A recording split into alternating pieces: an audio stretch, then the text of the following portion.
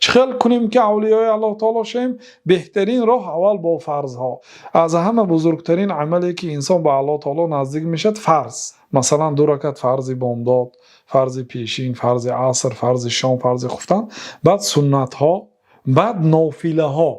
یعنی غیر از این سنت هایی که مثلا 2 رکعت سنتی بامداد و 6 رکعت سنتی پیشین و 4 رکعت سنتی پیش از عصر و 2 رکعت سنتی بعدی شام و 2 رکعت سنتی خفتن و 3 رکعت ویتر، غیر اینها باز 8 رکعت تهجد که با ویتر 3 رکعت ویتر 11 رکعت میشد.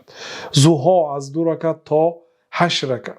وقتی که آفتاب که برآمد سحر خیست پیش از آن که به کار میرید 2 رکعت هیچ گپی ندارد، یا 4 رکعت مثلا نماز ضحی میخونید. اینها نافله هست. این چنین روزه رمضان فرض است، پنجشنبه دوشنبه اگر روزه دارید نافله هست.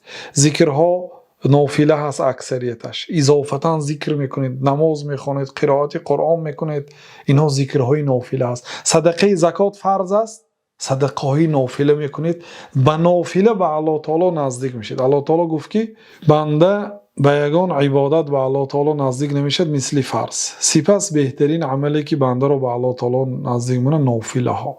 وقتی که بنده نافله ها رو اضافه کردن میگیره، زیاد کردن میگیره، حتی الله تعالی بنده را دوست میدارد. وقتی که دوست داشت دیگر گوش و چشمی بنده میشود.